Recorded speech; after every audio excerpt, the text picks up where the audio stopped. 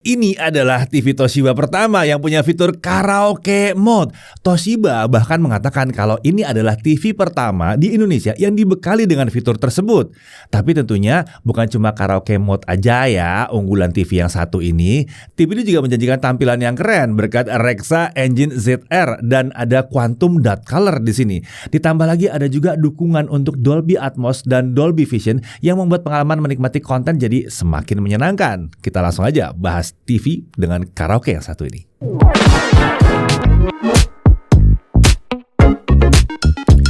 Ya, ini adalah Toshiba 65M450N Smart TV 4K 65 inci baru dari Toshiba yang punya fitur karaoke. Ya, sebelum kita udah bahas beberapa TV Toshiba lainnya ya, ada yang terjangkau banget di kisaran 2 jutaan, bahkan ada yang besar banget sampai yang layarnya 100 inci. Masa kalian nggak tahu sih kita udah ngebahas TV Toshiba 100 inci yang bisa buat gaming itu? Mungkin kalian belum subscribe. Tahu dong harus ngapain. Oke, balik lagi ke salah satu TV baru dari brand yang katanya number one TV in Japan ini. Dengan melihat paket penjualannya. Di sini tentu ada unit TV Toshiba 65M450N ya. Lalu ada 2 buah stand atau kaki untuk TV ini. Ada remote untuk koneksi Bluetooth. Kemudian ada konverter AV in dan ada paket dokumennya. Nah, untuk desain. Seperti TV Toshiba yang lainnya, TV yang satu ini disebut Design in Japan dan hadir dengan desain yang memang terlihat modern di sini dengan warna abu-abu tua yang cukup dominan. Bezel kiri, atas dan kanan itu punya ketebalan hanya sekitar 8,5 mm saja. Sementara untuk bezel bawahnya itu punya ketebalan sekitar 18 mm. Di bezel bawah ini terdapat 2 buah speaker, jadi wajar ya kalau dia jadi lebih tebal. Untuk stand atau kaki-kaki dari TV ini desainnya seperti ini ya, diposisikan dekat ujung kiri dan ujung kanan TV. Terdapat pengait untuk kabel manajemen di bagian belakang masing-masing stand. Stand ini terasa cukup kokoh ya dan bisa menopang TV ini dengan baik. Ketika kami ukur, stand ini mengangkat TV sekitar 6 cm dari permukaan meja. Jadi kalau mau pakai soundbar masih bisa diletakkan di bawah TV. Nah, sekarang kita beralih ke sisi belakang TV ini. Di area tengah terdapat lubang mounting dengan ukuran 400 x 300 mm. Kemudian di area kanan ada deretan konektor I/O. Konektor I/O ini ditempatkan di 2 area. Ada konektor yang menghadap ke samping dan ada juga yang menghadap ke belakang. Sementara konektor power ditempatkan di area kiri sisi belakang TV. Di bagian dasar TV ini juga ada sebuah tombol navigasi dan ada 2 grill speaker yang menghadap ke bawah. Secara keseluruhan dimensinya adalah 1453 x 828 x 76 mm tanpa stand. Dan kalau pakai stand jadi 1453 x 893 x 318 mm. Sementara untuk bobotnya ada di kisaran 15,9 kg kalau dihitung dengan standnya. Nah, untuk spesifikasinya layar tentunya 65 inci untuk unit yang kami uji nih ya. Resolusinya adalah 4K 3840 x 2160 pixel. Refresh rate-nya di 60 Hz. Teknologi layarnya pakai Direct LED atau DLED dengan Quantum Dot Color. Untuk HDR-nya ada Dolby Vision, HDR10 Plus dan HLG. Video prosesornya dia pakai Rexa Engine ZR. Yang dilengkapi juga dengan fitur penunjang tampilan seperti Color Remaster Pro, Super Contrast Booster, AI 4K Upscaling dan Filmmaker Mode. Nah, untuk audio dia pakai Rexa Power Audio dengan speaker 2 x 10 watt. Jadi total daya untuk speaker yang mencapai 20 watt.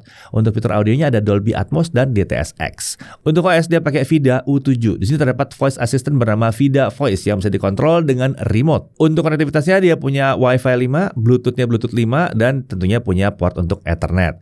Untuk TV-nya bisa digital dan bisa analog juga dan sudah support TV digital standar DVB-T yang digunakan di Indonesia. Jadi kalau menonton siaran TV digital lokal nggak ada masalah, cukup pasang antena aja, nggak perlu pakai STB-STB-an lagi.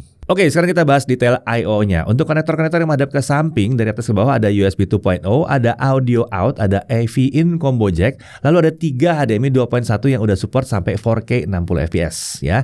Untuk port dengan label HDMI 3, ini seperti biasa bisa digunakan untuk eARC untuk koneksi ke soundbar. Lalu kemudian ada antena in dan ada USB 2.0 lagi. Kemudian untuk konektor yang menghadap ke belakang, dari kiri kanan kita lihat ada Ethernet dan ada digital audio out. Nah, saat pertama kali dinyalakan, TV ini tentunya ada proses untuk setup awal dari si VIDA U7 yang terbilang sebenarnya sederhana banget ya.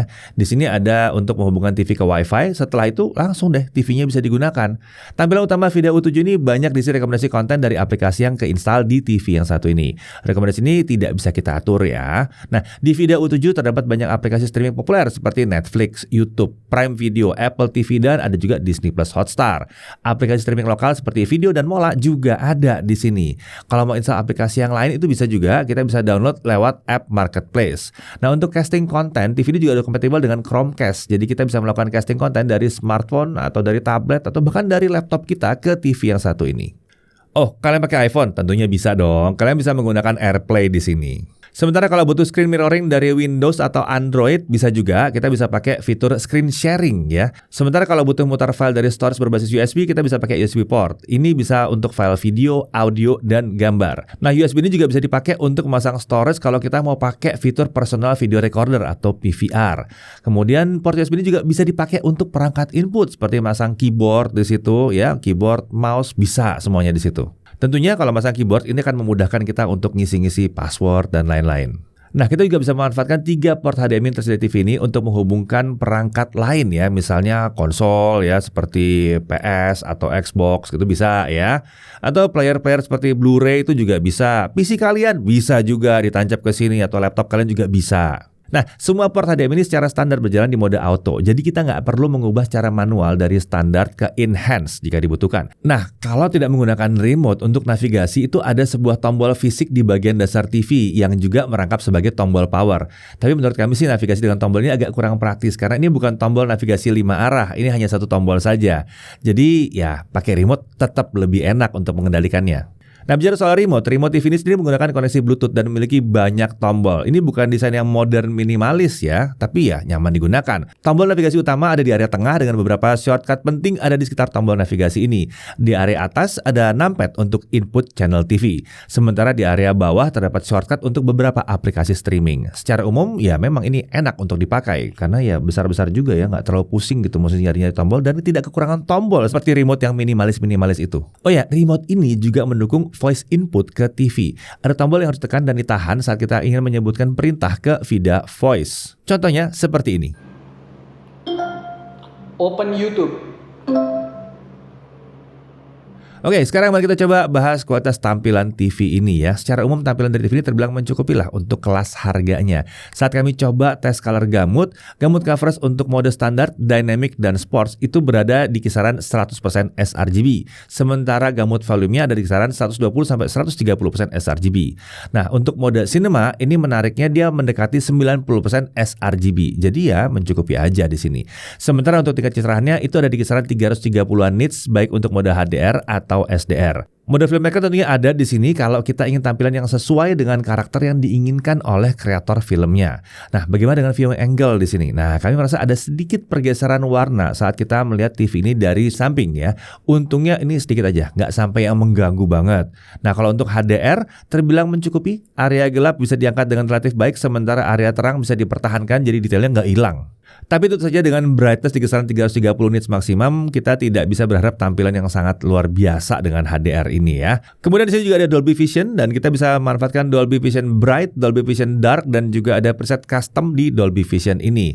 Lalu untuk upscaler tentunya juga ada. Nah, saat kami coba kita bisa menampilkan konten dengan resolusi 1080p bahkan 720p, jadi tampil relatif lumayan bagus di TV 4K ini. Lalu ada juga fitur motion enhancement di TV ini ya. Dan di beberapa preset yang ada ini diaktifkan secara standar. Tapi kalau kita lagi nonton film seperti dari Netflix misalnya gitu ya, kan kebanyakan itu optimize-nya untuk 24 fps. Jadi kita nonaktifkan saja fitur ini. Bisa kok dimatikan secara manual. Nah, beralih ke audio. TV ini memang dilengkapi dengan sistem audio 2.0 aja, alias 2 speaker aja. Tapi kualitas suara yang dihasilkan tuh memang terasa bukan cuma sekedarnya aja di sini. Suaranya masih terasa rapi, detail juga memadai di sini. Volume audio pun terbilang relatif lantang di sini. Dolby Atmos juga tersedia untuk konten yang sudah mendukungnya. Jadi untuk soal audio ini terbilang sudah mencukupi untuk memenuhi berbagai kebutuhan seperti untuk nonton film, untuk nonton siaran olahraga, dengerin musik, berita dan lain sebagainya. Udah mantep. Tapi kalau rasanya speakernya buat kalian ini kurang mantep, ya walaupun udah hebat ya sebetulnya ya, tenang, kita tetap bisa pakai sistem audio tambahan melalui digital audio output. Bisa pakai analog audio output juga ya, yang 3,5 mili itu. Lalu eARC juga ada di port HDMI 3 dan mau pakai Bluetooth bisa juga. Nah, untuk pengalaman penggunaannya, kita mendapatkan bahwa TV ini tidak dilengkapi dengan akses cepat ke pengaturan picture mode atau sound mode. Jadi, kita harus mengaksesnya lewat menu setting. Untungnya ini hadir dalam wujud overlay. Jadi, kita tidak harus tutup dulu konten yang sedang diputar untuk mengubah setting. Ya, TV yang benar harusnya seperti ini. Karena kita akan langsung bisa melihat efek perubahan yang kita lakukan sambil kontennya diputar ya. Sekarang kita coba salah satu fitur unggulan dari TV ini, Karaoke Mode ya. Fitur ini membuat kita bisa berkaraoke tanpa menggunakan sistem audio tambahan. Jadi cukup hubungkan TV dengan mikrofon, kemudian output audionya akan keluar melalui speaker TV. Fitur ini terbilang sangat jarang ada di TV yang lain ya. Bahkan Toshiba mengklaim kalau TV ini adalah TV pertama di Indonesia yang dilengkapi dengan Karaoke Mode. Mungkin untuk smart TV yang 4K ya. Mode ini bisa diaktifkan melalui menu setting connection di TV ini, kemudian pilih Karaoke Mode.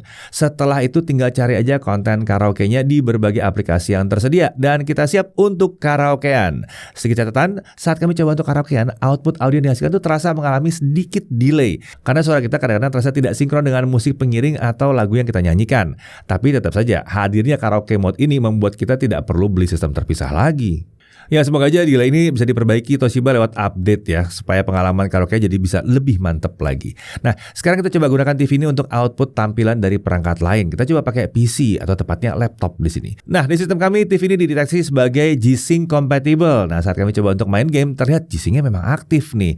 Ini mengurangi kemungkinan terjadinya tearing atau stuttering yang bisa mengganggu kita menikmati game yang sedang dimainkan. Oh ya, TV ini tentunya juga memiliki fitur penunjang untuk gaming. Salah satunya adalah game menu yang tampil dalam wujud overlay di area bawah layar seperti ini. Ada beberapa setting untuk fitur gaming, ada juga penanda apakah VRR-nya aktif dan ada indikator untuk FPS yang bisa menunjukkan frame rate saat VRR-nya sedang aktif. Nah, sedikit catatan ya, VRR ini bisa membuat refresh rate naik turun dari 48 sampai 60 Hz di resolusi 4K. Kalau game yang dimainkan berjalan di 48 sampai 60 FPS.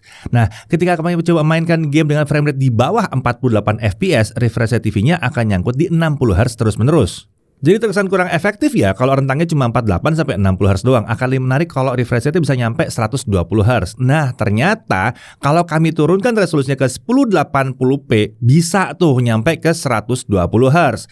Di setting ini baru kita bisa merasakan efek dari VRR yang sesungguhnya karena rentangnya jadi lebih lebar. Dari 48 hingga 120 Hz.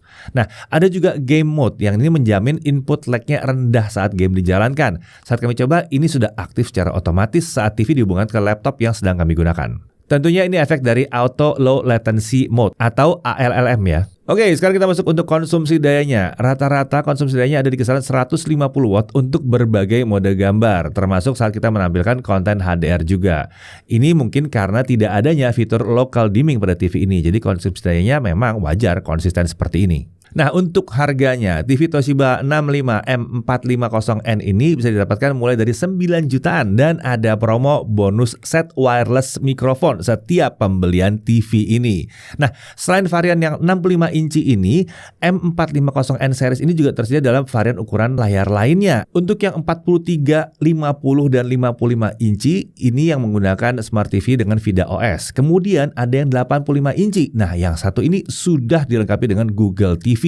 Untuk detail selengkapnya, cek di kolom deskripsi ya. Oke, kita masuk ke hal yang perlu diperhatikan. Pertama, viewing angle itu belum yang luar biasa luas ya. Warna dan kontras bisa sedikit berubah kalau kita melihat dari arah samping.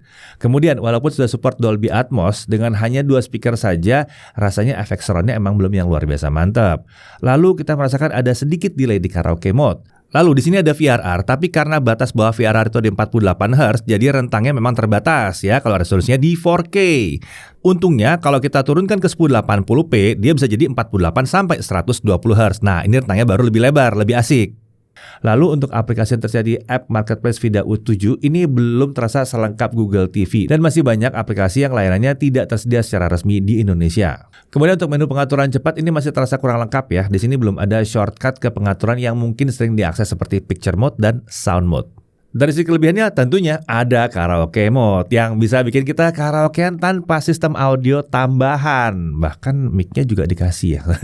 Ada fitur penunjang gaming seperti Game Mode, Game Menu, VRR, dan ALLM ya. Lalu layarnya ini ukurannya besar, 65 inci dengan kualitas tampilan yang memadai dengan harga yang nggak terlalu tinggi sebetulnya. Kemudian OS VIDA U7-nya ini responsif dan ringan saat digunakan, nggak bikin frustasi ya navigasinya.